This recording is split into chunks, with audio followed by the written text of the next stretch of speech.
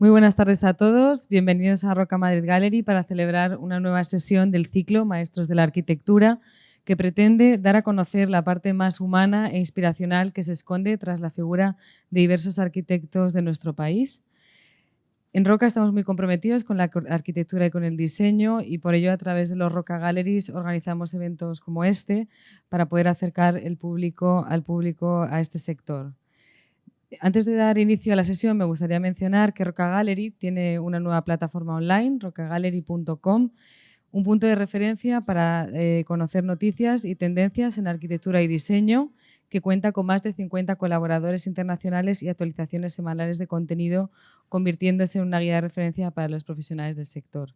Os animo a que entréis en la página web y sigáis las redes sociales y así también poder conocer las últimas actividades de todos los galleries.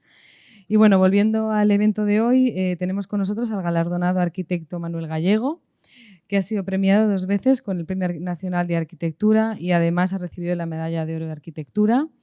Y bueno, pues hoy conoceremos las razones que lo impulsaron a dedicarse a esta vocacional profesión y haremos un recorrido por su trayectoria. Y sin más, dar paso y dar la palabra al arquitecto Santiago Fajardo, comisario de este ciclo organizado por Roca. Muchas gracias a todos por su asistencia y espero que disfruten de la sesión. Gracias. Bueno, pues muy buenas tardes. Hoy tenemos el honor y la satisfacción de contar con la generosa presencia de nuestro maestro Manuel Gallego Jorreto, a quien la presentación de Elisa acaba de establecer los perfiles fundamentales de su obra, que esperamos conocer en profundidad en la tarde de hoy. Este orensano de Carballino, que nace en el 36, se hace arquitecto en el 63 y empieza a trabajar con De la Sota, yo creo que dos años después, ¿no? Dos o 3 años. En realidad después. antes. Pero después, en realidad antes. De estudiante. Vale. De estudiante, bien. Y después de estudiante igual. Después de estudiante, bueno. Ha sido profesor de urbanismo, ha sido arquitecto de los servicios provinciales de urbanismo del Ayuntamiento de La Coruña, profesor titular de urbanística y tutor de proyecto fin de carrera también, y como profesor invitado pues ha pasado por las universidades de Madrid, Barcelona, Navarra, Sevilla, Málaga, Coimbra, Múnich, y desde el año 2002 catedrático del Departamento de Proyectos de la Escuela de Arquitectura de La Coruña. Es autor de obras tan relevantes como el Museo de Bellas Artes, el Complejo Presidencial de Santiago, el Museo de las Peregrinaciones, el Museo de Arte Sacro de la Colegiata, maravilloso, la Facultad de Ciencias Sociales, las casas de Carballo y de Corrubedo, en fin. Como ha dicho Elisa, tiene el Premio Nacional de Arquitectura por su obra del Museo de Bellas Artes y más recientemente, como Premio Nacional de Arquitectura 2018, a toda una trayectoria con un argumentario que a mí me interesa destacar, porque yo creo que establece un retrato bastante fiel de la personalidad y la obra de Manuel Gallego. El jurado reconoce los más de 50 años de trayectoria profesional de Gallego Jorreto, resultado de una arquitectura comprometida con su Galicia natal y caracterizada por un diálogo honesto entre los materiales tradicionales, los oficios y la modernidad, que ha desarrollado una arquitectura que va desde la vivienda unifamiliar en pequeñas localidades gallegas como Corrubedo y Oleiros hasta proyectos emblemáticos. Manolo Gallego sostiene que la arquitectura es la creación de un lugar para usar y para vivir. Mira que es difícil y hay tantas definiciones como se han establecido para la arquitectura, pero yo creo que esta es una definición perfecta. Hoy vamos a cambiar un poco el formato habitual, que yo creo que también lo iniciamos ya con ocasión de la visita de Carme Pinós, para entrar en nuestra charla, nuestra conversación de esta tarde, después de haber visto primero algunas de las obras de Manolo Gallego. Es decir, yo creo que los arquitectos hablamos fundamentalmente a través de las obras, aunque naturalmente en ese discurso cabe también muchos apéndices que son inaccesibles para el ciudadano corriente, en lo que trataremos de profundizar después. De manera que, si os parece, empezamos a pasar las imágenes de los 4 proyectos sobre los que Manolo nos va a apuntar algunos detalles de interés. ¿Empiezo yo? Empiezas. Me cuesta trabajo, no sé si se me oye. ¿Se me oye? Sí. Se oye más, ¿no? Sí, sí. Se te oye bien. Me cuesta trabajo empezar porque estoy muy fuera de sitio, en el sentido de que estoy como si ayer fueran hace 50 años o hace 30 y yo estoy despistado, ¿no? Despistado y además convencido de que la pátina del tiempo oculta caras que son de personas muy conocidas, lo mismo que a mí me reconocerán, que soy yo. Bueno, espero que esto se vaya venciendo con el paso de los minutos. Sí, sí. Hablar sobre arquitectura, a mí me parecía que antes de que hablemos lo que comentaste tú, Santiago, eso me parecía muy bien, ¿no? Antes de hablar convendría enseñar alguna imagen o algo, ¿no? Hablar de arquitectura siempre es problemático, muy problemático. A mí me resulta muy corto, muy incómodo, muy simple, ¿no? Me acuerdo de un poeta que decía, explicar una poesía es simplificarla. Sí. Pues yo creo que enseñar para explicar una arquitectura también es simplificarla. Pero bueno, esta frasecita también encierra una cierta pedantería que voy a eliminar, ¿no? Voy a contar algunas cosas para que después, como argumentos, para después poder hablar con más calma, ¿no? Entonces vamos a ver si entro yo en harina del tema, ¿no? Voy a hablar primero de un folletito que casi no es nada, ¿no? Es una lonja en un puertecito pequeño de la costa oeste de Galicia, ¿no? El puerto es singular porque son gente muy adelantada, que quiere conectar con los sistemas nuevos de comunicación, de venta, y quieren que sus hijos se queden allí, vivan felices allí. Y están muy preocupados por compaginar el turismo con la vida. Son gente bastante sensata, ¿no? Convencidos de que la única forma de que sus hijos se queden allí es que tengan un nivel de vida más alto. Bueno, intento de este marco que hago para situar este pueblecito mínimo, un municipio muy pequeño y un pueblecito mínimo, pues tienen un puertecito que salvó de una catástrofe y se lo dieron como premio, hicieron un puerto, y estaba en hacer una lonja. Bueno, y me enseñaron a hacerla encima de un puerto, ¿no? Y ahora entró en el proyecto. ¿Qué es una lonja? Me pensaba yo, ¿no? Tengo que cumplir los requisitos oficiales de una lonja. A mí me parecía que una lonja es simplemente un sitio para ponerse de acuerdo, es una cruz en el suelo para intercambiar un mercado. Y entonces hacer una construcción encima de un puerto a mí me parecía fatal, porque una arquitectura maravillosa es la de un puerto, y montar una casa encima de otra casa es muy redundante, ¿no? Entonces se trataba de hacer lo mínimo que flotara y que permitiese utilizar aquello para lonja y el día de mañana para ver unas regatas o para lo que sea. Incorporarlo, un artefacto que se incorporase al muelle. Por eso hice eso que está ahí. ¿Está allí o está aquí? Está aquí, ¿no? Está allí. Sí, está en ambos. Bueno, simplemente es una cosa es como un contrapeso.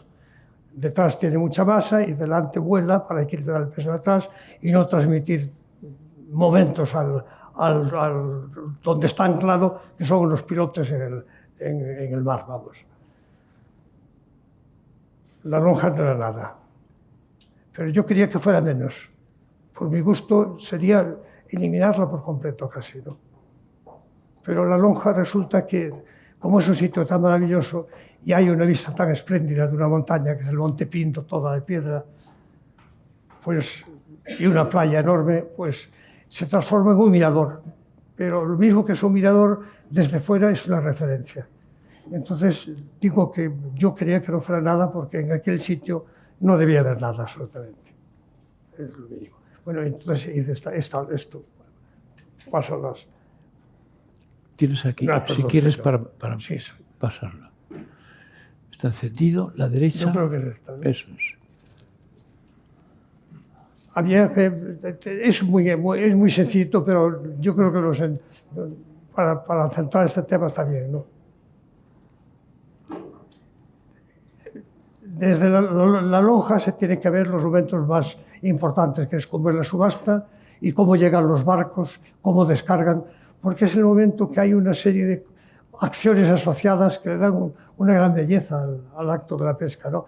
Que es las gaviotas que están alrededor, el gran nido de la gaviota en el mar abierto, las olas, el color del mar, todo eso es muy hermoso, ¿no? Y ese espectáculo se puede ver si haces un sitio especial de que el que la vea no interfiera la venta, ¿no?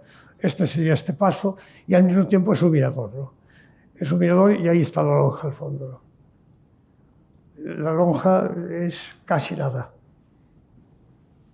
A mí me apetecía que la llevara el aire casi, ¿no?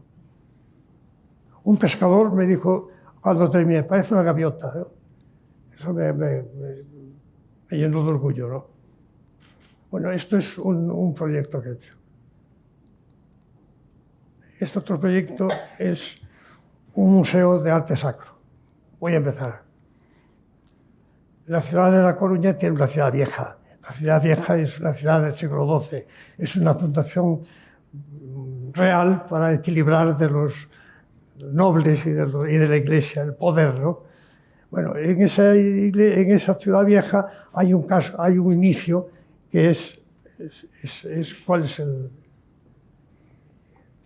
Voy a ver si... La derecha, avanzas. ¿El de arriba puede ser? La derecha, no, verás. Bueno, ya ha pasado. La ciudad antigua era esta, la primera. En el centro estaba una capilla que era de los pescadores. Esa capilla fue el centro casi de la fundación de la ciudad. Después la ciudad vieja creció, luego se amuralló, luego creció más, luego se amuralló. Este es un poco el origen de la ciudad. Se conservan documentos importantes y además joyas muy importantes en ella. Se me encargó que la reparase. Que reparase la cubierta, que reparase el muro, que hiciera una reparación. Y a mí me pareció, le comentaba al que me la encargó, le dije que eso podía hacer que se consolidasen errores, ¿no? Que era mejor hacer una visión global del tema. Me dijo, pasad a la visión global. Hice la visión global, ¿no? Y me encontré que la colegiata, hoy, no, antes la iglesia de la colegiata de Santa María, pues era testigo del cambio de la ciudad total. En ella se había reflejado la evolución de la ciudad, ¿no? Desde una pequeña capillita de pescadores a ser una cátedra, llegó a ser una cátedra de gramática, creamos una universidad, llegó a ser, ahora era colegiata de gramática, y ahora de repente volvía a la involución, ¿no? Ahora era un sitio turístico donde se iban a casar los vecinos de La Coruña, o donde, bueno, representativo. Las joyas, que eran elementos fundamentales en el uso, habían pasado a ser un elemento de exhibición. Y como no tenían dónde guardarlas, se las llevaban por la noche en una maletita a las monjitas de Santa Bárbara, que estaba al lado. A mí me pareció un disparate y le dije, ¿por qué no hacéis algo para guardarla? Y me dijeron, hazlo, piénsalo y hazlo. Y así nació el proyecto. El proyecto es simplemente, no puede ser un museo, porque no tiene tamaño, ¿no? Pero quiere tener todos los inicios de lo que puede ser un museo, ¿no? Quiere tener su parte de entrada, su atrio, su parte de respeto, su exhibición, tiene su parte privada, y al mismo tiempo es como un mueble pequeñísimo, ¿no? La derecha. Me parece que ahí. Aquí se ve un poco lo que es, ¿no?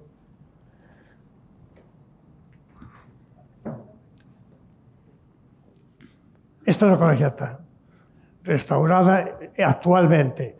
Antes esto era un cementerio, pero con las pestes, historias, se llenó, se colmató, en fin, pasó toda la historia de la ciudad. Y hoy día estaba esto tapiado, se había desvirtuado. Yo me hice un estudio, cuando le mandé este dato al ministerio, le hice un estudio viendo cómo el edificio había cambiado a lo largo del tiempo, pero cada tiempo correspondía a una ciudad diferente. Había una relación entre los cambios y el cambio de la ciudad. Y había una relación entre el uso y la forma. Eso me parecía que era muy atractivo. Y lo estudiamos, lo estudié, me pareció bien. Y ahora había un solarcito aquí enfrente, y este solarcito es lo que va a ser un museo. Es una cosa como ridícula pensar que es un museo, ¿no? Se ve claramente que la única forma de utilizarlo es ganar en altura, ¿no? Y se ve también que no cabe una escalera. Se ve también que esto es una sola escalera. Entonces el museo es una sola escalera, ¿no? Y también se ve que lo importante es que no roben las joyas, porque si no lo dejábamos. Las dejábamos donde están, iban con su maltita, las hojitas que están al otro lado, ¿no? Entonces, en las ventanas, la más grande, el grauco más grande, no podía caber la cabeza un caco. Tenía que ser muy esbelto para que se colara por allí, ¿no? Y entonces es esto, ¿no? Entonces, resultaba emocionante dentro de esta cosa tan pequeña y tan lógica, introducir ciertos elementos, ¿no? Como es el conseguir que el espacio se agrandase dentro. El conseguir que se agrandase porque rompí las aristas y había luz por las aristas. Se agrandase porque el tratamiento del espacio fuera único. Que de ser, en lugar de una escalera, fuera un cofre de guardar joyas, ¿no? Y que las joyas se guardasen contra un terciopelo en la pared envolvente del terciopelo, ¿no? Que tuviese una conexión inmediata con la presencia de la iglesia. Y que al mismo tiempo, cuando yo entro, no entro directamente, abro la puerta y me encuentro un tesoro. Por eso me parece mal, ¿no? Tenía un espacio preparatorio, bajabas abajo de una parte semipública, donde te daba una entradita o te podían hablar, donde había un aseo, y luego subías y en esa miniatura estaba el espacio, ¿no? Y a mí me parecía que era bonito lo que se empezaba a ver allí, que podía ser, ¿no?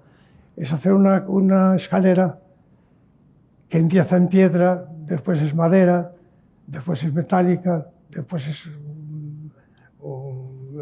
un fieltro casi para poder andar, y se va aligerando y llega un momento que es casi el aire, ¿no? Y eso podría ser un argumento que me interesaba, con lo cual empezábamos a ver que el proyecto, por una parte, tiene que tener, me lo planteaba con una racionalidad muy grande, por lo menos que todo tenga sentido, que todo se pueda explicar, y al mismo tiempo siempre pretendiendo algo que podría ser imposible, ¿no? Como pues aquí, que no es que se vaya a hacer aire, ni mucho menos, pero que parece un argumento para un edificio grande que podría ser, ¿no?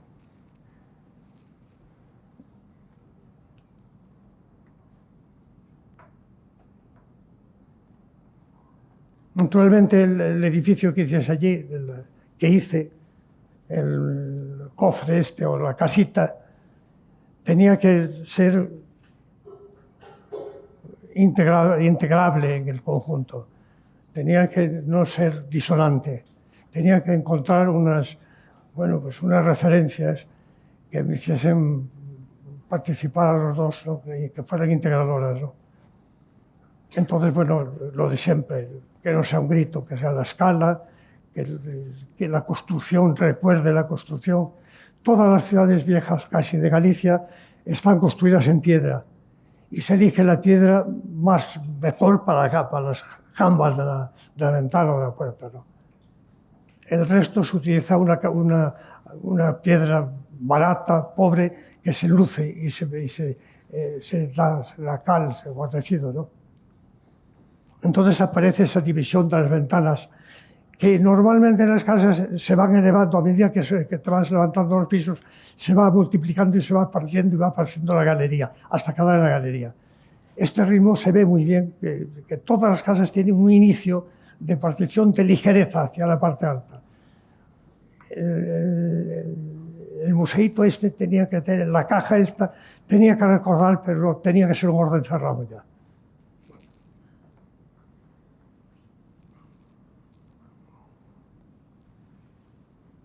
Bueno, el hecho de que no quepa la persona, el hecho de que se pueda ventilar, el hecho hacía ya sugerir la utilización de materiales que no solamente se llevasen como amigos, sino que al mismo tiempo utilizarlos como complemento, ¿no? Y empezar a utilizar el brillo y el mate, el acero con el blanco, el plata con el vidrio, ¿no? Ahí se ve, con una ventilación constante y nada más.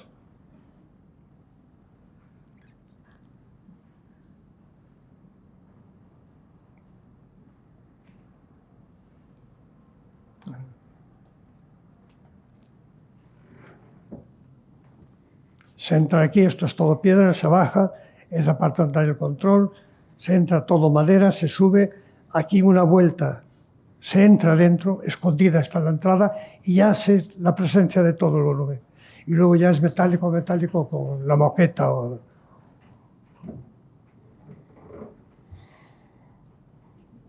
Se baja lo de piedra.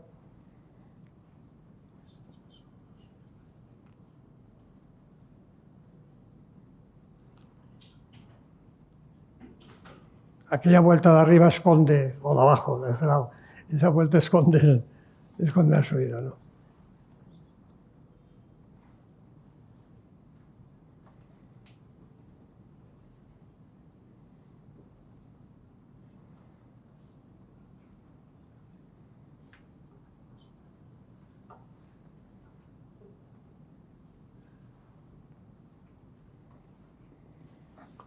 Lo que viene a... Las varadillas estaban... Yo trabajaba en una oficina que cruzaba el puerto, ¿no? Y me acostumbré a observar las barandillas. Las barandillas están reflexionando sobre la necesidad de ellas, ¿no? Que es cuando surgen. Si no, no hace barandillas. Es una tontería, ¿no? Pues los barcos, lo que se mueve y puedes caerte al agua, sí que tienes que echarte mano. Y están pensando el grosor, el tamaño, cómo enlaza con la pared, cómo se suelta, cómo tiene inercia. Eso lo digo para nuestra conversación. Iba a decir que la pequeña escala no desmerece naturalmente el grado de interés que hace posible que resulte una pieza verdaderamente virtuosística en tantos detalles, ese profundo conocimiento de los materiales. Seguro que tuviste el detalle también... es lo que te entretiene, porque yo no... El detalle si no es una tontería, ¿no?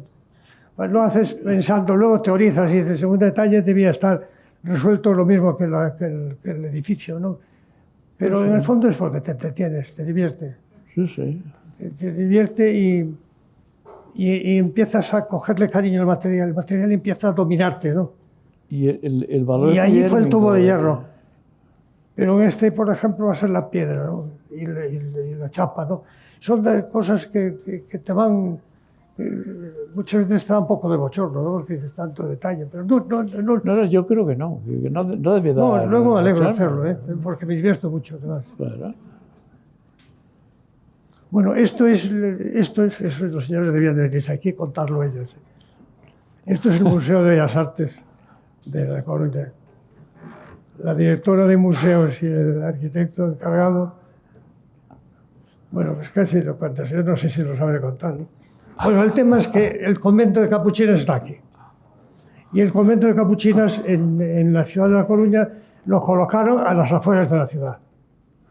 Y a las afueras de la ciudad, ¿qué hay? El matadero, el ejército, la prostitución, estaba todo. Y allí apartaron, fuera del mundo, fuera de la ciudad, se pusieron las monjitas, las pobrecitas allí metidas, ¿no? En un sitio del mar muy bravo, que se lleva al malecón todos los años, ahí estaba, ¿no? Y eso aguantó todo el tiempo hasta que se hizo un plan de reforma, de arreglo. Esto está todo. Había tanta marginalidad ahí, en todo el sentido de la palabra, que se saneó. Se cortó, se abrió, que corra el aire y se hicieron bloques, ¿no? Todo. Y justo en el medio quedó el convento de Capuchinas. Y no solo eso, sino que el convento de Capuchinas era así. Y en un cachito muy importante como la mitad se construyó este edificio tan tímido que ahora veis la foto, que es mucho más monumental que lo que se conservó. Y cuando estaba ahí, pues se protegió. Y el ayuntamiento lo protegió y se lo pasó al ministerio por cedido para hacer un museo. Y el museo se hizo, esto parece una novela de aventuras, ¿no? El museo se hizo porque vino un señor holandés, parece que era, y le gustó un cuadro que había, que era de Rubens, lo cortó y se lo llevó en el bolsillo. Esto es sorprendente. Y entonces, eran dos, no uno. Y entonces una marchante espabilada danesa o americana, no sé quién, pues dio la voz de alarma, lo cazó la policía y se dijo, no puede ser más este museo, hay que hacer uno. Yo, sin tener nada que ver con el caco, fui el beneficiado, ¿no? Y me encargaron el museo. Y este es el museo. El museo que en principio tiene una cosa muy atractiva, la iglesia es muy bonita. Y la fachada de este cuerpo de aquí es la de Fernando Casanovas, ¿no? Es un arquitecto barroco muy importante y está francamente bien, ¿no? Y el resto es un trozo que yo creo que no es de Casanovas, porque es muy malo, era muy malo. Y estaba cercenado, había gallinas y nada más. Yo recuerdo las gallinas. No tenía más atractivo que las gallinas. Y entonces, pues, yo propuse eso, tirarlo. Y alguna vez al contarlo casi me ha abucheado, pero me hicieron caso. Yo creo que... Yo me alegro mucho de haberlo tirado, porque era infame.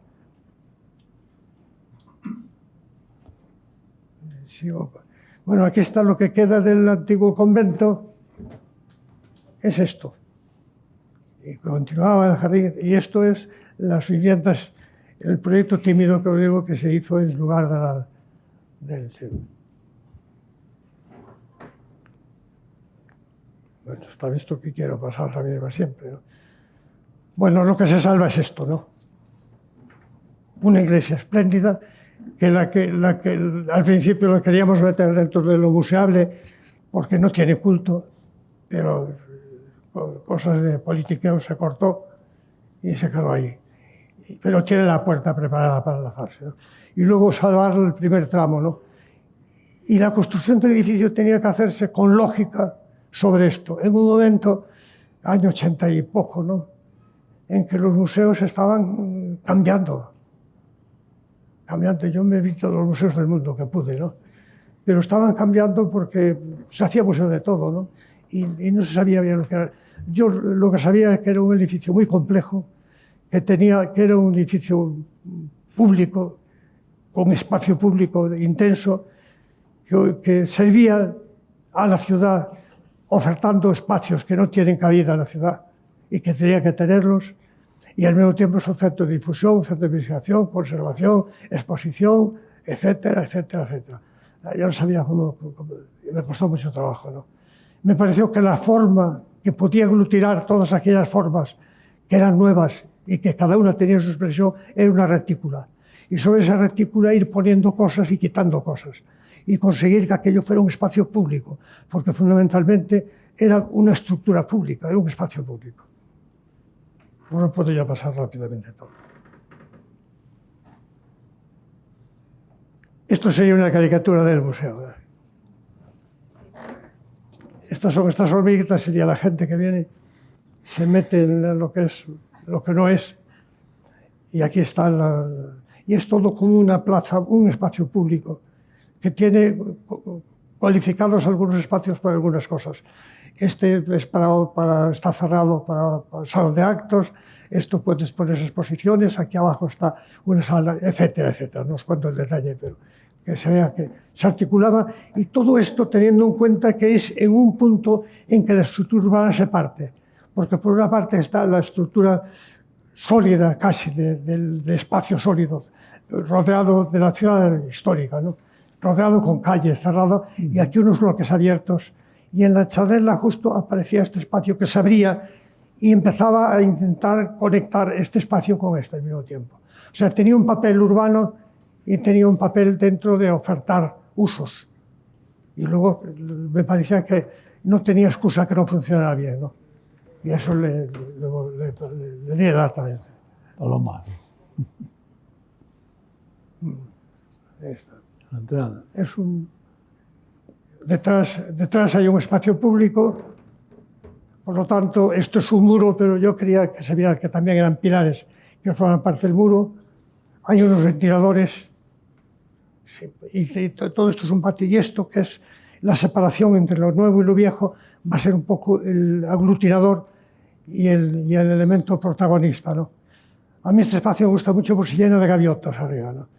Gaviotas que se comen la silicona, que se traen las gallinas y las echan en la gaviota. Es una fiera completa, ¿no? A mí me gusta mucho, pero es una fiera, ¿no? Coge las gallinas y las mete en las bajantes y nos atasca todas las bajantes con gallinas enteras.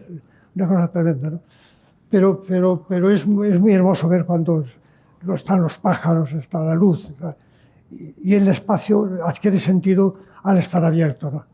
Y todo está construido con la retícula, pero utilizando desde el antiguo para abajo piedras del mismo color.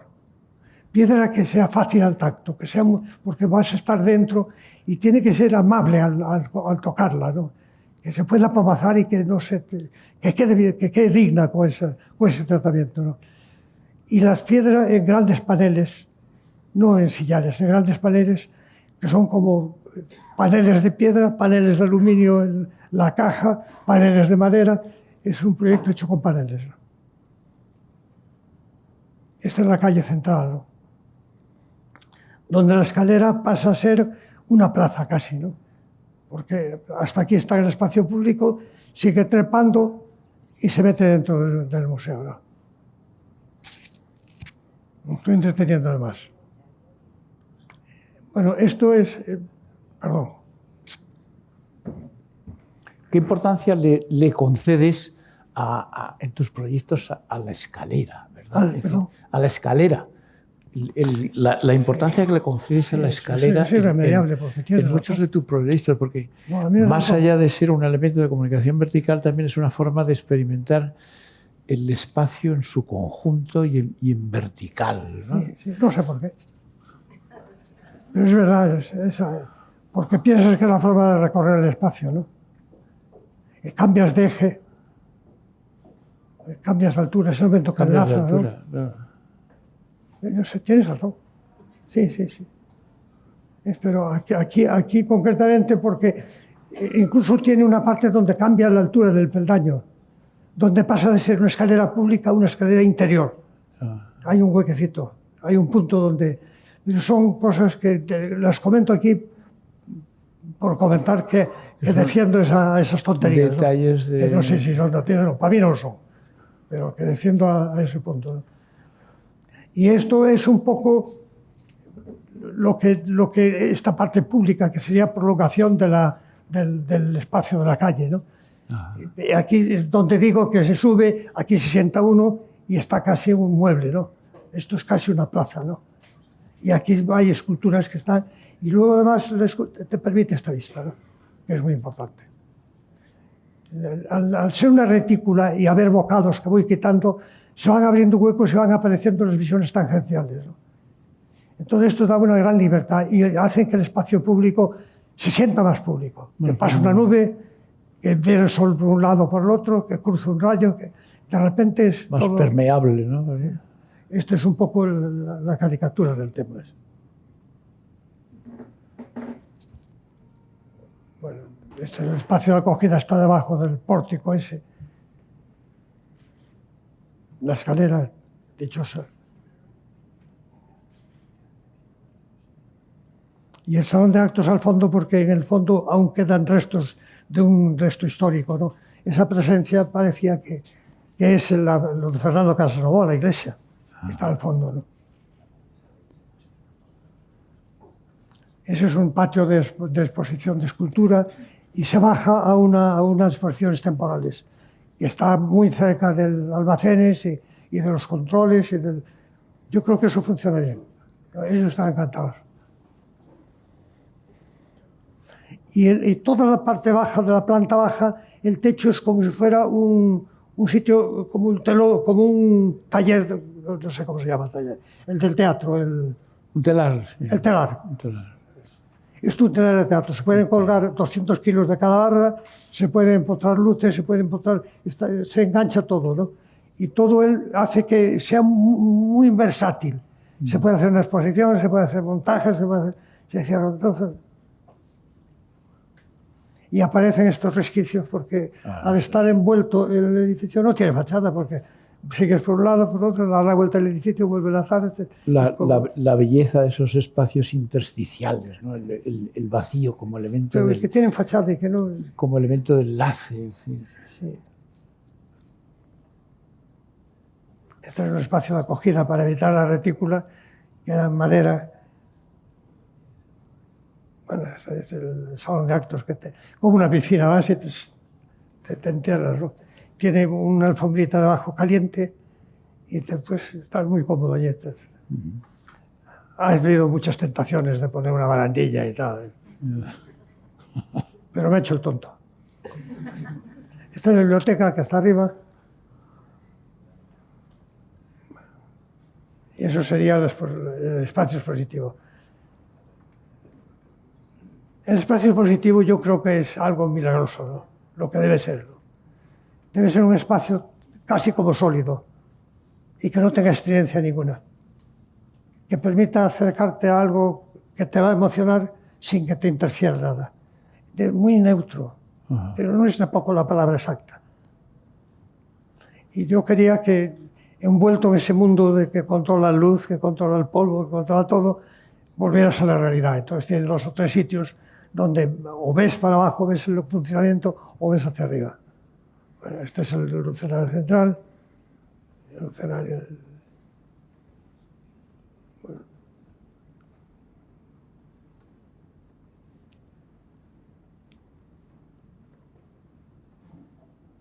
Es una caja de un panel que no es el Robertson porque está al lado del mar, ¿no? Es de aluminio.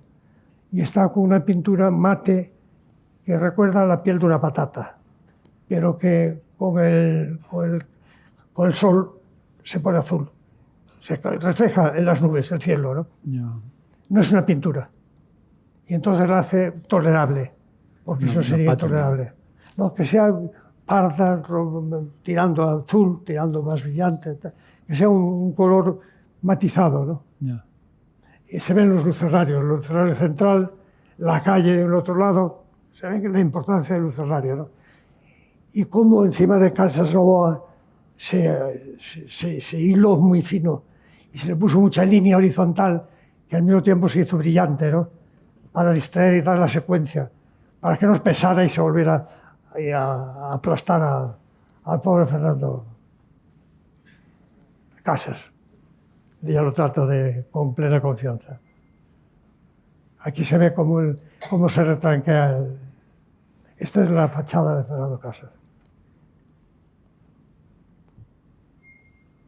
Bueno, si quieres, lo dejamos. Sí, ¿cómo vamos de tiempo? Bueno. Puedo hacerlo rápido si quieres. Venga. Muy rápido. Rápido, siguiente. Presidencia, complejo presidencial de Santiago de Compostela. Voy a hablar 3 minutos y lo paso todo muy rápido, ¿no? En esta finca estaba el Instituto Geográfico Catastral. El Instituto Geográfico, por circunstancias de tecnología y de crecimiento de la ciudad, aquí no puede estar. Este es el Instituto Geográfico, esta es la finca del Instituto Geográfico. Entonces, se está buscando un espacio para el presidente por seguridad, porque estaba en sitio infame, y en el Parlamento me lo nombran a mí. Lo digo para que no es partidario, es de Parlamento. Yo lo expliqué en el Parlamento. Y hacer un sitio que pueda trabajar y al mismo tiempo una vivienda para el presidente. Y me encuentro que es una colina. Y yo me encontré con algo que me fascina mucho, que a mí las colinas de Santiago son tan monumento como la catedral, ¿no? porque consecuencia del azar o de lo que sea, o antiguos castros o lo que sea, han quedado libres de vegetación. Y son como montañitas pequeñas que dan una relación de lo construido y la naturaleza que ha unido al cosido de las calles, de las callejuelas, de las rúas, que se van formando rueiro, da una personalidad extraordinaria a Santiago. Por lo tanto, sin hablar más del tema, para mí era un crimen. Entonces yo tenía que hacer una construcción que no destruyera la colina. ¿Qué es una construcción que no destruye la colina? Que tiene que tener la altura máxima de un árbol doméstico, de un manzano, de algo que no sobresalga de la colina y, si es posible, que no interrumpa la línea de la colina. Al mismo tiempo, me parecía que era lógico, y esto se hizo muy bien, que al mismo tiempo que se hacía la finca, pues ya que la finca era muy grande, construir una zona verde para el barrio, porque este barrio había quedado aislado por motivo del centro del Instituto Geográfico y ahora se abría, parecía una vista insólita y nueva de Santiago, que es el oeste de Santiago. Cuando se pone el sol se enciende y solo se ve desde aquí. Por lo tanto, esto ya era un tema a tener en cuenta. Entonces yo aquí creo unos espacios públicos para que se vea eso, sin que entre el presidente.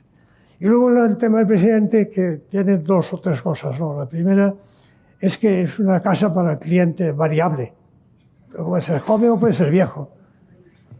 Pues no sabemos, de un gusto o de otro, bueno, no se podía acomodar. Había que hacer la casa que pudiese alterarse, ¿no? que pudiese cambiarse. Pero había otra cosa, que yo creo que un presidente puede vivir en el número 5 de la calle, tal. Y habíamos llegado, todos sabían que yo pensaba así, todos pensábamos así, ¿no?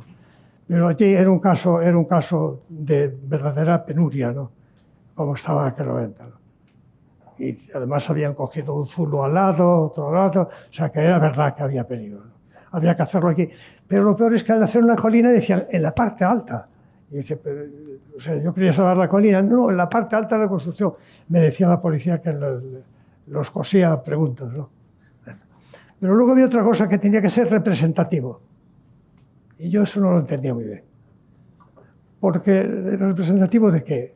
Del poder. Pero hoy esto se disimula y se lleva de otra forma, ¿no? Se lleva con mucha más discreción. Es verdad que cualifica un espacio el que vive allí un presidente. Eso es verdad. Y cualifica porque condiciona. A mí no me gustaba nada y me condicionó. Y no tuve la más mínima presión. Pero me la ponía yo, siempre decía, y el encargado que decía, no, vamos a poner el hueco doble, que es el presidente. Él es siempre un poquito más grande de todo y más gordo, ¿no? Bueno, el tema es que cómo hacerla representativo algo. Yo pensé que lo más lógico era darle la vuelta, ¿no? Que el que se va allí se sienta representado. Y se va allí y se siente representado, se encuentra que aquel espacio tiene un aire conocido. Tiene un aire que está habituado a él. Entonces era construir un elemento con ciertas pautas de la cultura de allí. Hacer como un pueblecito de aldea, con su higuera y una arquitectura casi sin arquitectura. Una arquitectura sin geometría. Una arquitectura que confiaba en el tamaño, en la escala. Lo de arquitectura sin arquitectura me suena.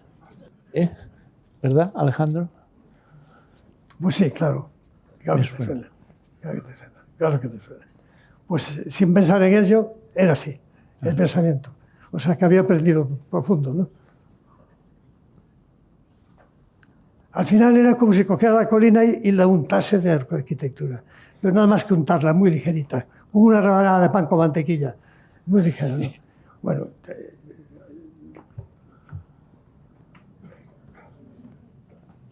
la vivienda, donde tiene buena vista, se escapa del viento y ve Santiago.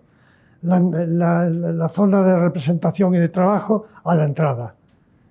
A la entrada, que tiene una serie de espacios, que esto era un robledal, una carballeira, esto es un emparrado, esto es un pozo de musgo y con agua, y todo son cosas que tenemos allí de muchas formas. Las tenemos cultas, las tenemos populares, las tenemos... porque son pautas que se han heredado culturalmente, ¿no? No era repetirlas ni copiarlas, sino pensar en ellas para construir algo, ¿no? Esto, por ejemplo, está a medias porque hay unos... yo me fui a buscar unos robles grandes y el jardinero los poda para tenerlos redonditos y pequeñitos, ¿no? Pero bueno, pero y la colina en el medio.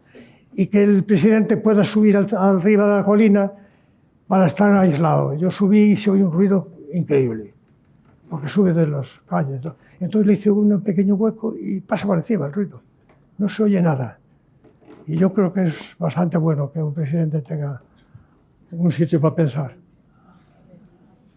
Bueno, este es el final, cuando ya está hecha, y no desde la catedral. Este es el parque público y esta es la colina. Por aquí, no sé por dónde.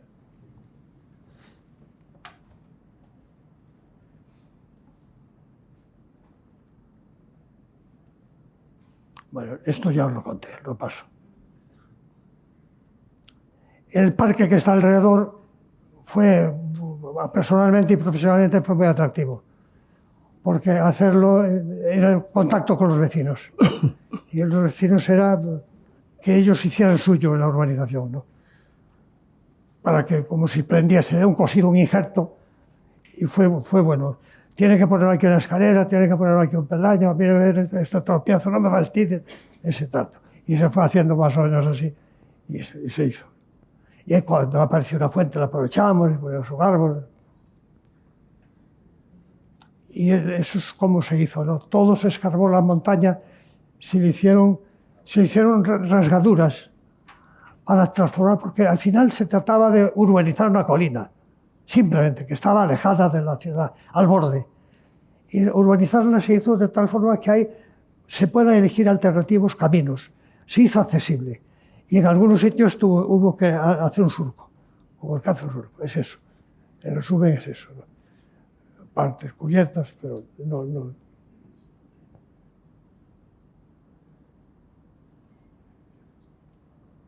Esto es lo que se hizo, que te comentaba. Desde aquí se ve la fachada de Santiago, igual que desde la casa del presidente. Y esto estaba ocupado por todo el pueblo de alrededor, allí desde el primer momento. Todo muy integrado. Y bueno, hablaremos de ello, la importancia del contexto. Ortega, hablábamos de que también comparte. Yo creo que antes está eso, luego el material. La admiración por esa razón del lugar que destacaba Ortega para señalar la importancia del contexto, la singularidad de cada punto del planeta, ¿no? Y en qué medida la arquitectura debe adaptarse a esas circunstancias, ¿no? Aquí casi es una reflexión sobre lo que es público y lo que es privado, porque dentro del parque hay un hueco que puede entrar el público y hay partes en donde es privado dentro de lo privado, porque todo es privado, pero la casa del presidente allí no debe estar nadie, ¿no? Más. Debe ser. Claro que el sitio más privado es la cárcel, pero no se trata de tenerlo prisionero, sino hay que darle libertad y al mismo tiempo que esté protegido, ¿no? Ese es un tema. Y el otro es la piedra, ¿no? Utilizar la piedra en losa, en panel, cortada, ya verás, ¿no? Por ejemplo, aquí es doble muro de piedra y dentro es un robledal, un carballo, una carballeira, ¿no? Se puede uno que debajo del muro, si llueve te guareces debajo del muro. No pases el muro como el que pasa un papel cortado, ¿no? Extender los brazos.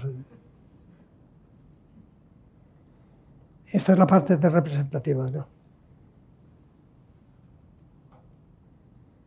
Aquí la piedra es como un prefabricado, un panel grande, panel que puedes medir 2 metros por 1,50. Este es el sitio que decía que había de dejar musgo, ¿no? Bueno, elegí una piedra más blanda, le puse un chorro de agua constante.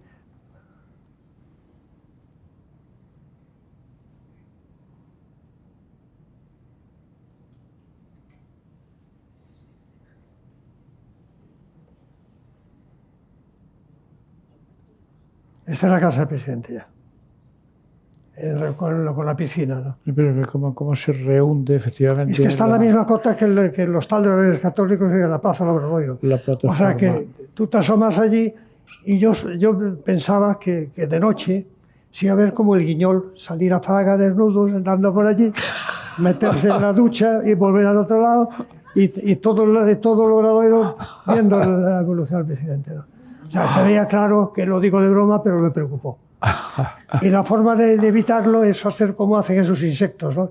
Que echan la tierra delante para hacer la trampa, ¿no? Todo el césped tiene una montañita muy ligera que se sube. De tal forma que con un poquito que crezca la hierba, eres invisible, no te caza, ¿no? Invisible. Bueno, lo de la tostada y la mantequilla, ¿no? Sí.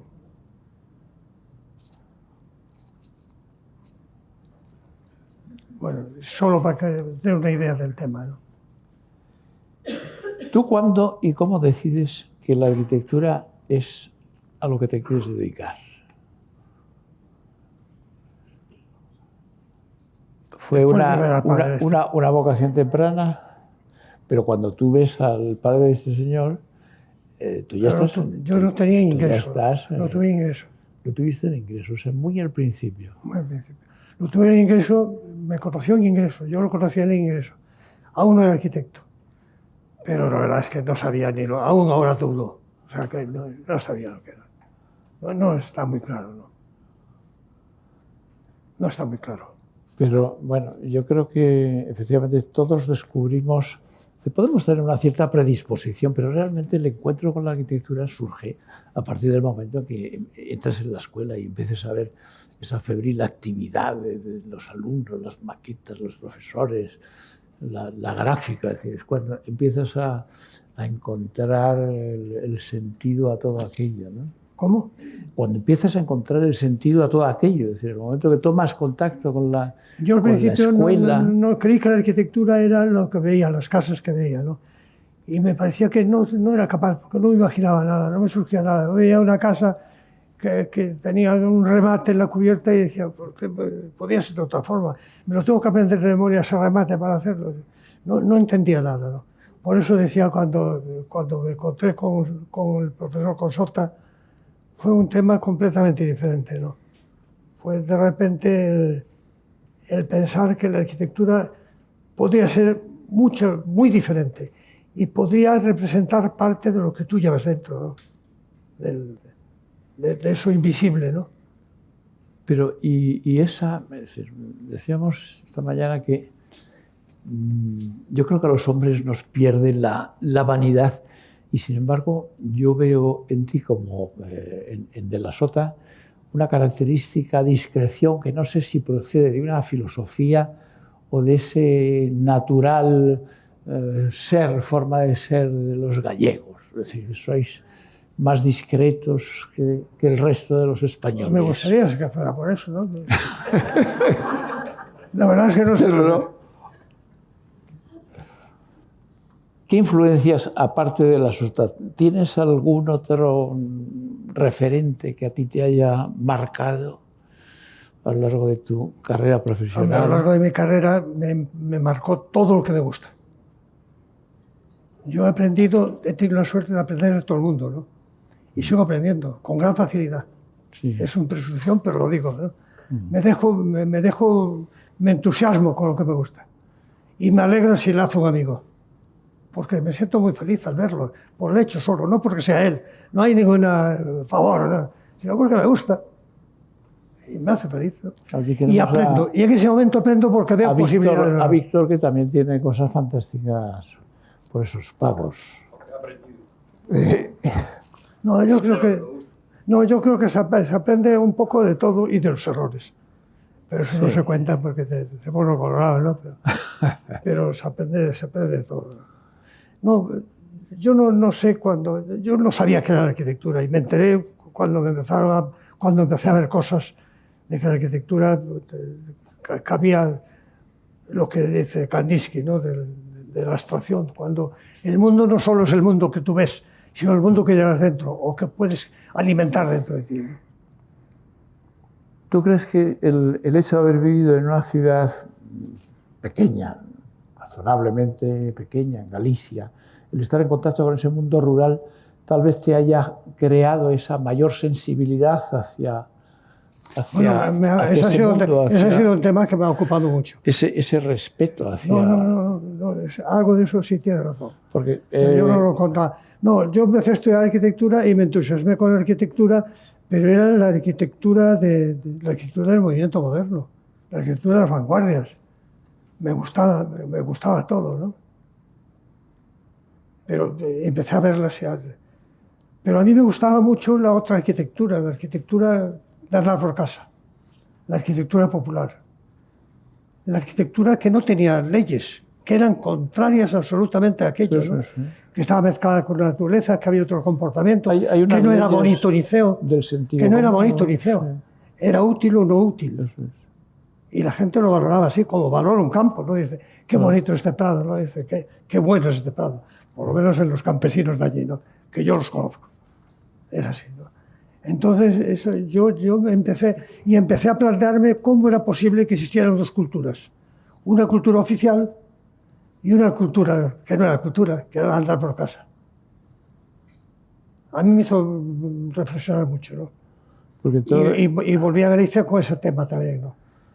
Bueno, y lo primero que me costó trabajo entender que no era uno ni otro, que lo único, solo había uno, que era la vida. La vida era la que hacía la arquitectura popular atractiva y podía hacer atractivo el movimiento moderno. Pero lo que estuviera alejado de la vida no me interesa nada. Va a ser maravilloso, pero yo paso, porque no quiero canonizar. Pero lo otro sí me interesa. Y me llevó bastante trabajo, hice un pequeño ensayito sobre la arquitectura popular y trabajé el tema, ¿no? Me costó trabajo. Pero lo digo como si estuviera con la piedra filosofal. He llegado a esas conclusiones, pero lleno de dudas y de historia, ¿no? ¿Te cuesta mucho trabajo llegar? Yo creo que sí, evidentemente, porque es extraordinariamente complicado llegar a tener ese resultado aparentemente simple, sencillo, esquemático, escueto. ¿Cómo llegas al fondo del asunto? ¿Cómo llegas? Bueno, el conocimiento es lo más hermoso que tenemos, ¿no? Yo creo que lo más digno del hombre es el conocimiento, ¿no? Y el conocimiento es un problema ético también contigo mismo, ¿no? Debes utilizar el cerebro hasta el final. Y ocurre eso tan maravilloso que se mezcla y sale la chispa y se mezcla con la intuición y empieza uno a soñar cuando está razonando, ¿no? El derecho a soñar de Bachelard que te comentaba, ¿no? Y esas cosas surgen, ¿no? Pero yo creo que hay que buscar y hay que construir, imponerse ciertas condiciones, ¿no? Una de ellas es que todo se pueda explicar, lo decía el padre de este en clases. Sí. Todo se puede explicar. Y es como un filtro racional que debes exigirte sin falta, sin hacerte trampas, que es lo más usual. Vamos a eso que a mí me gusta llamar la sinceridad existencial, es decir, que detrás de cada obra, detrás de cada proyecto, subyace una entrega, un análisis profundo, ajeno a frivolidades, donde en primer lugar atiendes el contexto, atiendes el programa, la funcionalidad, que no puede hurtarse por mor de no sé qué resultados estéticos, en fin. Todo ese discurso de autenticidad que en alguna ocasión con Víctor hemos comentado, si crees tú que en las escuelas de arquitectura se otorga la importancia que merece a esa sinceridad existencial, o en las escuelas empieza a ser demasiado frecuente esa especie de consagración de la extravagancia como categoría de lo valioso. ¿Tú crees que realmente a los alumnos se les transmite la importancia de esa metodología de analizar, de pensar? Yo soy un poco vehemente en lo que te voy a decir seguramente, ¿no? Pero, venga. No, yo es que creo que estamos metidos en un mundo de consumo, que vendemos productos y tienes que venderlos como sea. Y eso se hace lo más llamativo posible el señuelo para que pique. Para que pique o para que se venda, para que entre honestamente en ese juego, ¿no? Yo creo en otros valores, ¿no? Creo en valores del individuo, creo en el valor del vivir mejor, mejorando su experiencia del espacio, de forma más digna, ganándose esa dignidad con su comportamiento, sintiendo el espacio de otra forma. Yo creo que la arquitectura también crea ambientes, no solo es el uso mecánico, sino crea tiempos determinados a cada espacio para vivir de una forma. Y esos tiempos son matices que calibrar, ¿no? Eso no es lo extravagante o no lo extravagante. Eso es unas visiones sensibles de tu mundo interior, que no las llevas dentro, quiero decir, son para hacer, pero vamos. Es que todo lo que digo, me gustaría adelantar algo, ¿no? Todo esto no es un mérito, es una forma de ser. Todo esto es simplemente un disfrute de la vida, de esta forma. O sea, con eso le quitamos la cosa que es que me siento un poco ridículo yo aquí. Y sin embargo, el ofertar posibilidades de vida, el construir el mundo para que pueda vivirse mejor, yo creo que eso ilusiona a cualquiera, ¿no? Sin duda, sin duda. Y además... ¿Y por qué no lo podemos hacer si lo podemos hacer? Podemos hacer que el mundo sea más bello, podemos hacer que el mundo funcione mejor, incluso que funcione físicamente, que no funciona la mitad de las veces, ¿no? Que hay una cosa de oficio y de funcionamiento que falla también. Pero puede ser mucho más bello, puede hacer mejor a la gente, puede ser que sean más dignos. Puede evitar muchas catástrofes y puede hacer mucha gente feliz, ¿no? ¿Y tú crees que podremos ser capaces de persuadir a... Claro, vivimos una sociedad extraordinariamente mediatizada. ¿Tú crees que los arquitectos seremos capaces de convencer de que hay unas posibilidades de hacer las cosas Yo creo que sí, con el ejemplo y con la educación primaria, que son las cosas fallan. El ejemplo es imprescindible porque hasta ahora el arquitecto eludía estos temas en gran medida, no todos, ¿no? Yo aprendí de todos ellos que no eludían, o sea, no quiero presumir, ¿no? Pero no es el tema, ¿no? O sea, yo creo que la arquitectura no se valora. No se valora. Y cada vez menos. Y yo me sorprende porque ahora se ponen trabas de ordenanzas, de normativa, de tal, que es como si se olvidase uno que aquello es para vivir mejor. Que no es nada más que eso, ¿no? Y que el vivir mejor requiere educarse y ser sensible a ciertas cosas, claro. Y luego hacerlo y valorarlo. Pero además ahí tocas un tema que además a mí me parece que es un contrasentido, porque fíjate que frente a esa hipertrofia normativa que padecemos, que nos aplasta en ocasiones, la cantidad de documentos que hay que producir para justificar el cumplimiento de esto, del otro, de demás allá, choca diametralmente con esa especie de liberalismo a ultranza en el que se apoya esta libre mercado de la libre competencia. No hay reservas ya prácticamente de actividad, todo es accesible a cualquiera, mientras demuestra que es capaz. En fin, Seguramente si se analizase críticamente los temas, si se desarrollase la crítica, las cosas cambiarían, ¿no?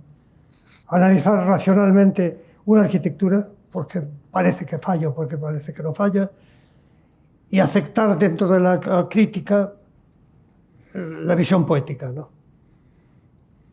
Que seas capaz de decir, no, es que esto además tiene otros valores, tiene estos, sin temores. Yo creo que eso podría poner las cosas más en su sitio, ¿no? Yo creo que sí, que esa posibilidad de orientar la mirada del ciudadano contribuiría también a crear ese conocimiento, ese espíritu más crítico en el mismo, de cara también a los procesos de transformación de la ciudad, porque claro, vivimos también, lo hablábamos esta mañana, que el cambio climático está aquí y hay unas respuestas que, en fin, muy probablemente lleguen tarde, pero que son ya inevitables a producir dentro de la ciudad. De sensibilidad ecológica, por llamarlo de alguna forma, simplificando, ¿no? Ajá. Ese tema es de las cosas más serias que tenemos hoy día, ¿no? Que pueda aunar más un pensamiento en una dirección, ¿no? Yo pienso, vamos, me parece. Otra cosa sobre la que me gusta tratar es el cambio en los modelos de trabajo. Es decir, este ciclo de maestros de la arquitectura persigue reivindicar precisamente y destacar, poner en valor esa forma de trabajar del estudio pequeño, del hombre que piensa, que escribe antes de hacer una raya, que analiza el lugar, que analiza las necesidades de su cliente, y que tienen unos colaboradores pequeños. Es decir, cuando vivimos un momento donde todo parece conducirnos hacia esa oficina multidisciplinar, con una extraordinaria capacidad de respuesta. Y yo no estoy convencido de que ese sea un mejor modo de hacer las cosas en la arquitectura, porque esas oficinas con 50, 60 personas pues están atendiendo a lo mejor pues muchísimos proyectos simultáneos, cada uno de los cuales pues tiene una asignación de recursos humanos pues relativamente pequeña. Y yo me pregunto si en este tiempo de fugacidad que nos ha tocado vivir, los proyectos no se quedan un poco huérfanos de ese sentido de la responsabilidad, del compromiso del arquitecto. Es decir, ese compromiso que caracteriza vuestra obra, esa relación absolutamente íntima y personal con todo eso. Sí, en cierto modo tiene su lógica, ¿no? Porque la tecnología cambió, la administración cambió, la normativa cambió, todo con unas causas lógicas. Lo que pasa es que se va de las manos. Y es de alguna forma, de cierta lógica, que existan unos sistemas de control, ¿no? Lo que no es lógico es que se pierda la lógica. Lo que no es lógico es que se pierda el sentido común y que se sea irracional en lo que se plantea, ¿no? Y que se aplique para valorar la calidad la cantidad, como se está haciendo en muchos concursos, ¿no? Cantidad de la gente que se presenta, la cantidad de proyectos de metros cuadrados construidos, la calidad no cuenta. Claro, es que el cambio de escala también es otra cosa. Pero el cambio de escala, el valor que tiene es comparado con lo que se resuelve, ¿no? A lo mejor hay cosas que hay que resolver cambiando la escala, ¿no? Lo que pasa es que esas cosas hay que hacerlas bien. Esa es una vulgaridad, pero la realidad es que se hacen mal, ¿no?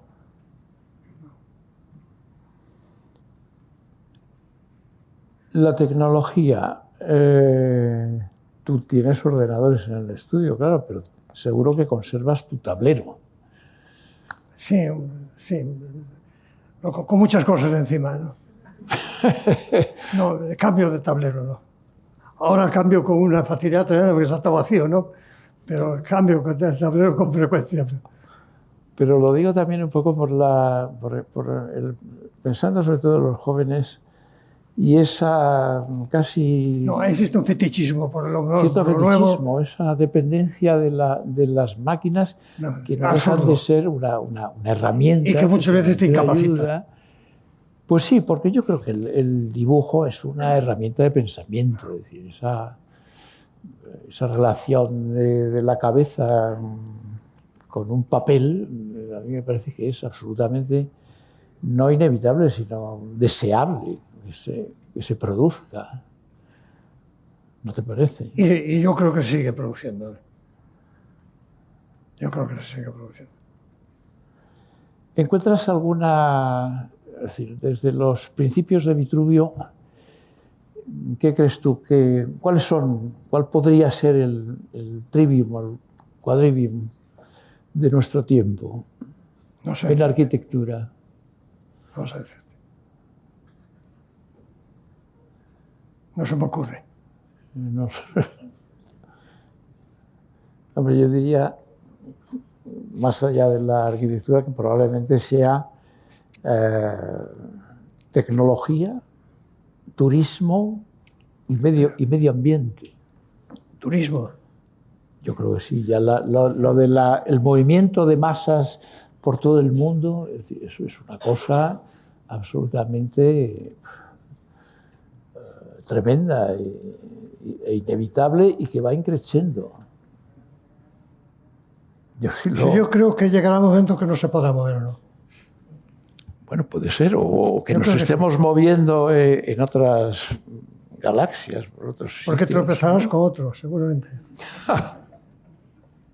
No, porque lógicamente es destructor eso. Es el uso destructor, ¿no? Sí, sí, sí, sí. No lo sé. No lo sé. No sé si hasta qué punto es. Se está produciendo una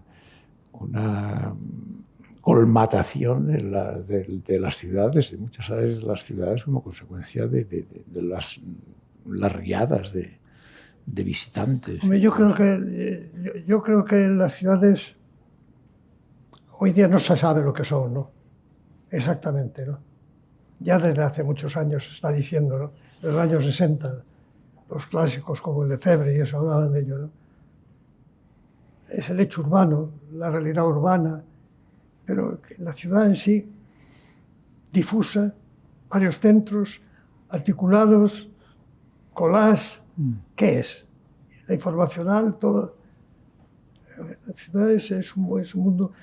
Y yo creo que cada vez que estamos con la arquitectura, cada vez que nos enfrentamos a la arquitectura, estamos pensando en la ciudad. Y no debemos eludirlo, ¿no?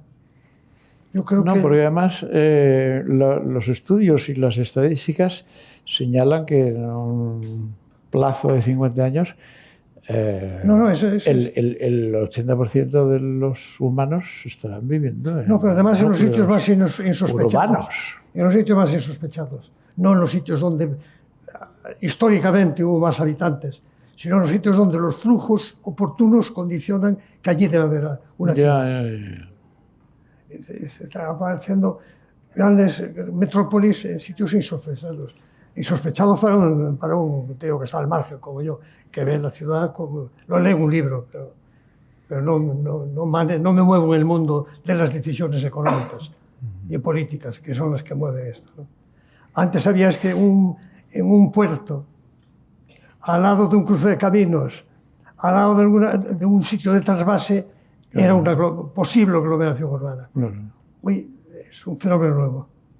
Y además con una escala asombrosa, que nada tiene que ver. Y la ciudad, ¿qué tiene que ver? ¿Cómo se vive? Esta arquitectura que hago yo es un juguete. El mundo se mueve por otro lado.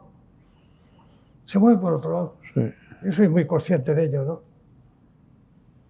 Sin embargo, yo creo que el que flote en el aire, como está flotando la gaviota esa que está volando ahí, pues está bien. Es un mundo...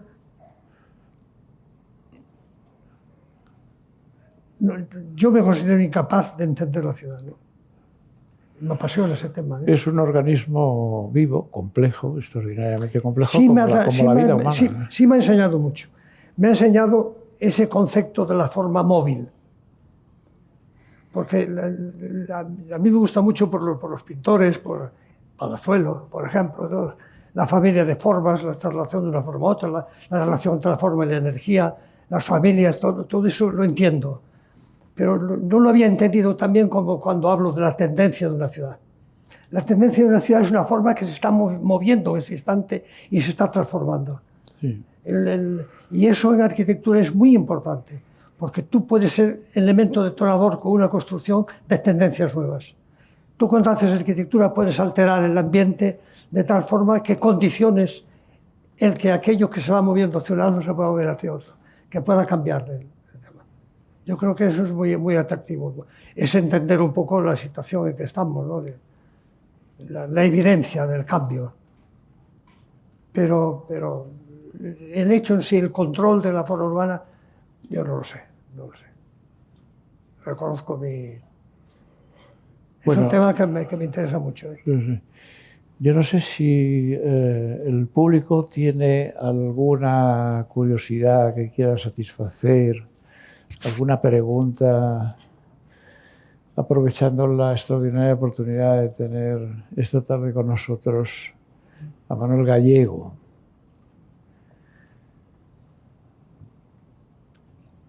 Cualquier cosa, sí. Es algo que a lo mejor no me ha quedado claro, no es evidente, pero ¿de qué manera se consigue integrar la arquitectura en el contexto?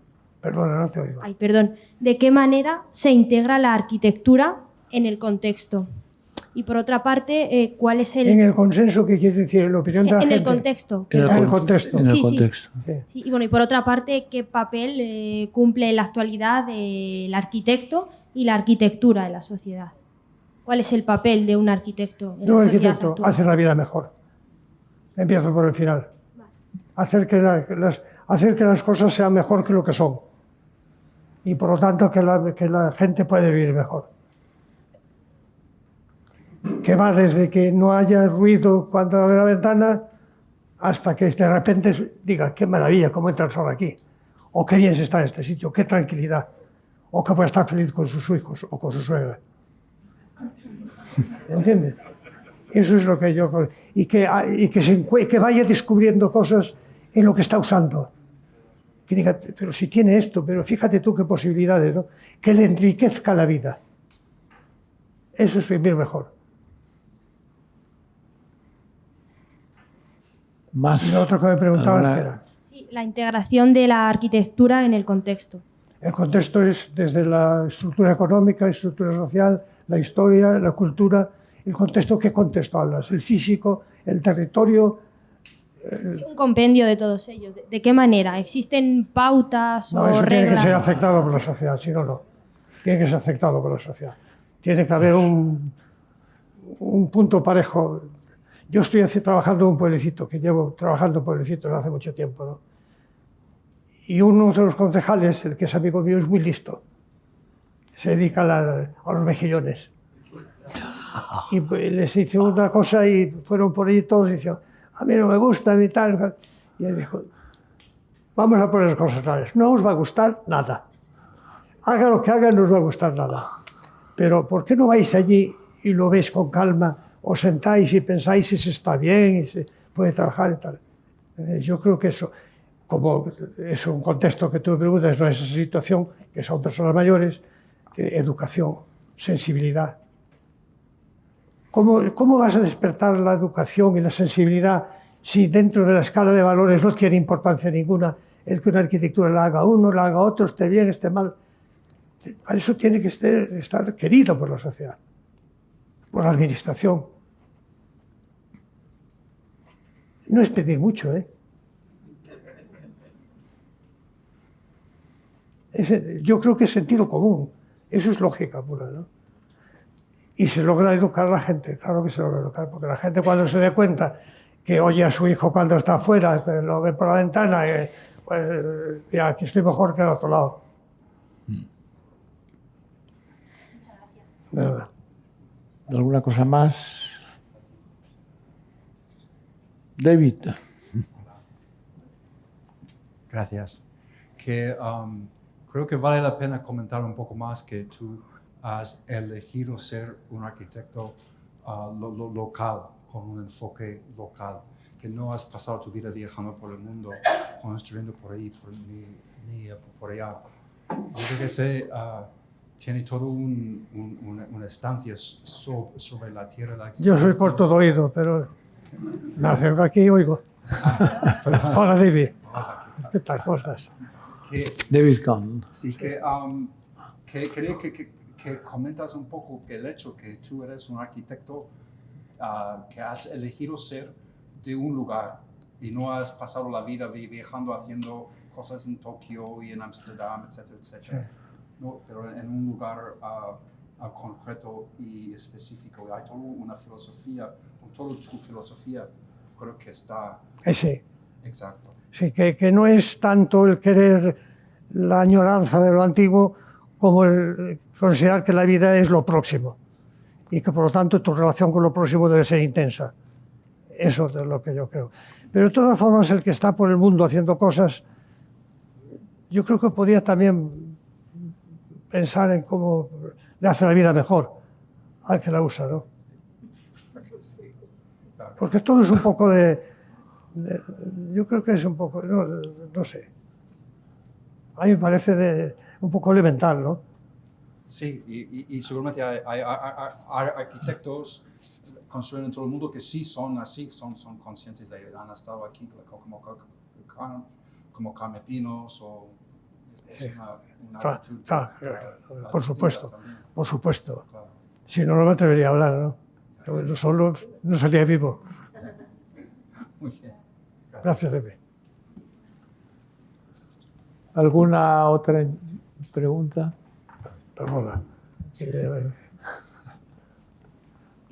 Aquí, perdone. Yo quería saber si podría desarrollar un poquito más lo que quiere decir con que los arquitectos podamos explicar todo lo que hacemos. Sí. Porque me imagino cosas, pero me gustaría comprender lo que dice usted. ¿Quieres que lo comente ahora? Sí, por favor. Sí. Mira, yo creo que hay una componente racional que nos debemos exigir, ¿no? Que es como un filtro de todo aquello que hacemos de forma inconsciente o sin pensar o por intuiciones, ¿no? Someter a prueba con racionalidad todo, ¿no? Después, con ello no acabaremos la arquitectura tendrá algo más, porque la arquitectura tiene siempre dentro intenciones, lo que tú quieres que sea, ¿no? Y esas intenciones a lo mejor no las cuentas no las puedes con tanta precisión y de forma tan concreta, ¿no? Pero yo creo que debemos exigirnos el poder explicar todo para evitar las tonterías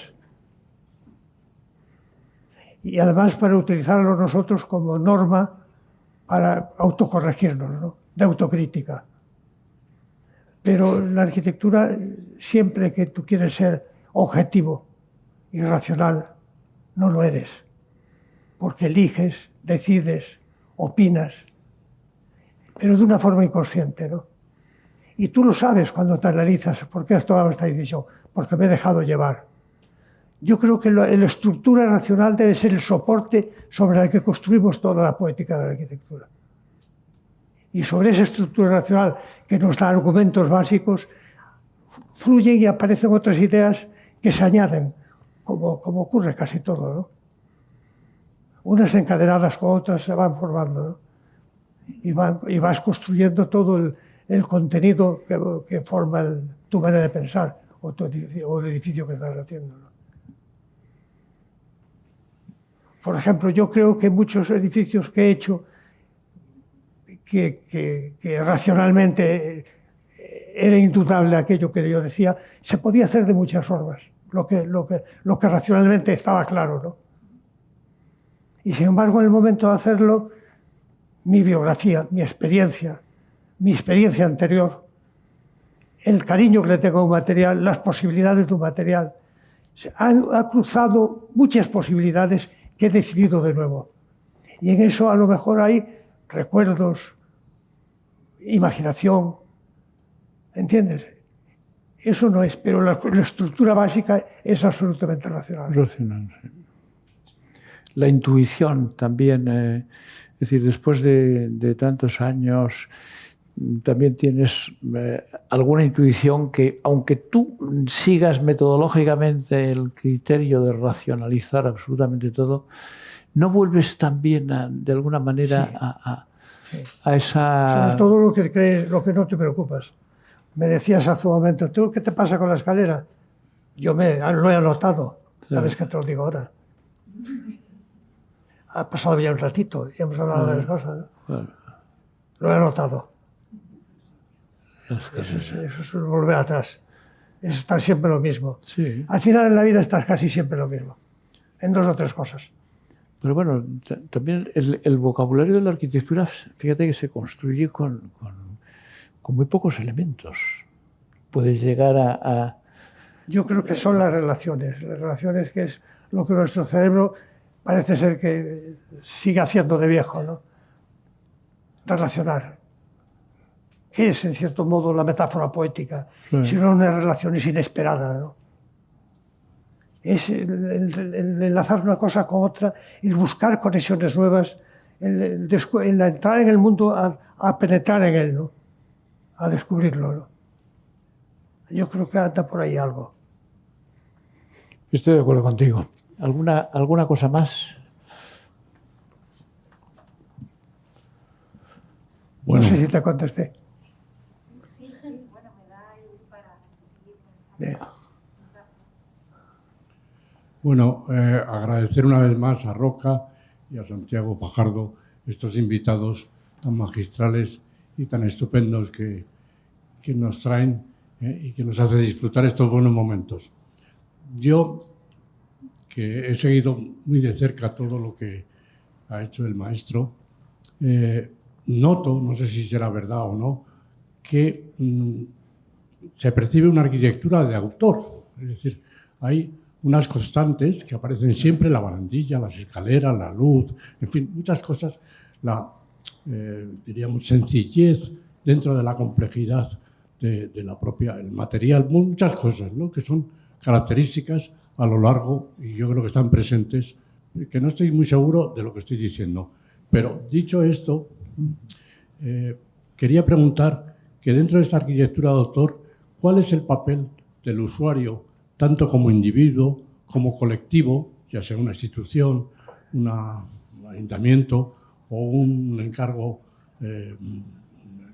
diríamos, reducido de una vivienda unifamiliar? ¿Cuál es el papel del usuario, y más ahora en esta sociedad llena de populismos, donde parece que las grandes masas y las grandes opiniones tienen una interferencia muy importante dentro de nuestras vidas y, por supuesto, dentro de la arquitectura? Entonces, en esa obra que, insisto, me parece muy significativa y muy clarividente de una forma de pensar, ¿cuál es el papel del usuario que se le asigna en cada momento? Es muy bien el tema para pensarlo. Yo creo que el usuario es el creador de la arquitectura, el co-creador de la arquitectura, ¿no? Él la va a descubrir y la va a usar. Y va a hacer que algo sea una vivienda o que algo sea algo. Lo que descubre allí, lo que vea, su capacidad de inventar sobre lo que tiene, ¿no?, sobre lo que le dan. Esto tiene unos límites, claro, no quiere decir que se pida, porque la deformación más... lo que digo yo es un poco demagógico, ¿eh? Pues se puede interpretar como voy a decir ahora, ¿no? También se puede interpretar que se puede hacer asambleariamente una... ¿Qué ponemos aquí? Pues un váter. No, yo creo que aquí un pasillo. No, eso no tiene sentido, ¿no? No tiene sentido. Pero sí, el usuario es más exigente, a mi juicio. Debe ser más exigente y más conocedor del tema. Y debía exigir que le enseñen. Porque no hay derecho que los grandes conjuntos para vivir, las cosas públicas, sean tampoco, no sé si poco, pero con resultados tan poco fértiles, ¿no? Y yo veo, por ejemplo, en Hispanoamérica, mucha de la arquitectura que se ha hecho, la evolución que ha sufrido es asombrosa, ¿no? Porque sale de todo, cambia la ventana, cambia el color, cambia el otro. El proyecto es como una mínima infraestructura sobre el que añadirle cosas, como bricolaje constante. Bueno, si esto está pensado y está programado y se dan facilidades para ello, me parece bien como experiencia, y me parece bien. Lo que me parece inútil es hacerlo bien, que lo destruyan y lo hagan mal. Es una estupidez, ¿no? Por eso yo creo que es un tema de educación y de consejo. Pero el usuario, cuando hago algo, pienso en las posibilidades que le voy a dar, que descubra él. Que no se lo voy a decir tan claramente, pero que existan, ¿no? y creo que debe ser exigente. Sobre todo exigente con lo que es, volvemos a lo de antes, ¿no? Con lo que es razonable. No exigente porque la quiera disparatadamente de otra forma, ¿no? A mí me parece. ¿Alguna más? Sí. ¿Qué tal? Bueno, realmente es sorprendente pues toda su visión que tiene de... Te oigo mal, perdona. Realmente sorprende pues, su visión, su obra, lo particular que es y lo fantástica que es, ¿no? Y sorprende el carácter local que tiene en cuanto a materiales, en cuanto a colores, en cuanto a tratamiento. Me pregunto si dentro de ese mundo local que usted ha desarrollado y ha vivido a nivel personal y a nivel como arquitecto, si ha tenido la oportunidad de trabajar en este mundo global que tenemos, si ha tenido la oportunidad de trabajar en proyectos en otros países o en otras ciudades y usted las ha rechazado o nunca se la han ofrecido, o si tuviese ahora mismo la oportunidad, pues con los fondos de inversión que tenemos, que buscan mucho el arquitecto de autor, proyectos singulares, si a usted le diesen la oportunidad de trabajar en Lima, por ejemplo, usted... ¿En dónde? En Perú o en cualquier lado. En cualquier lado. ¿Usted estaría dispuesto o prefiere defender su mundo local y su... Hombre, teniendo en cuenta mi juventud, hay que medir un poco el sitio, ¿no? Pero sí, estaría dispuesto y encantado de la vida. No tengo ningún problema. No he tenido. Siempre he establecido una premisa. Antes lo que tenga inmediato. Simplemente porque lo puedo entender mejor. Yo no puedo pasarme en Perú todo el año, ¿no? Sí, pero me quedo peruano. No, eso sí. Y todo eso es... Lo que entiendo es que lo que quieres decir es que todo cambia en cada sitio, ¿no? Lo sé. Pero he visto el trabajo y lo conozco de referencias. Conozco a algún amigo que ha trabajado y tal, conozco algo. Pero no he salido ni de Galicia, que está ahí al lado.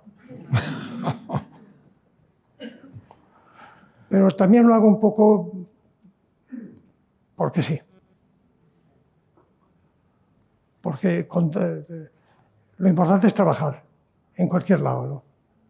Sin duda.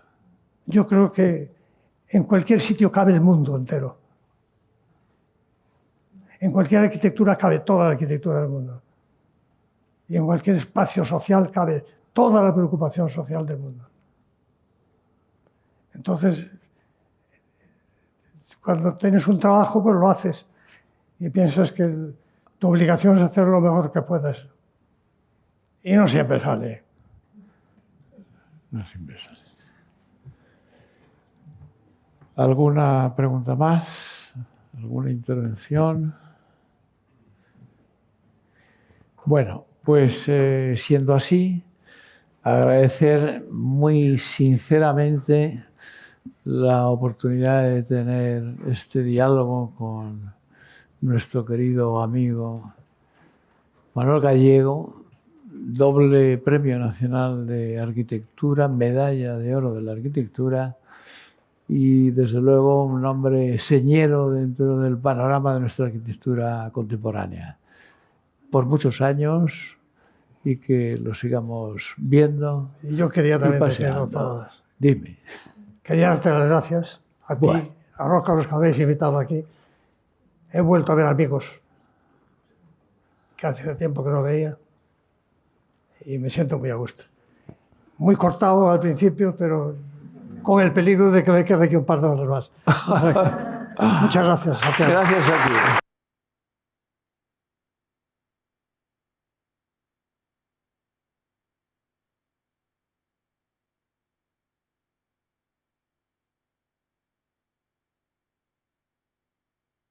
Me decía que había estado a punto de no venir. Dice, pero no me arrepiento de haber venido. ¿Eh? Eso es un...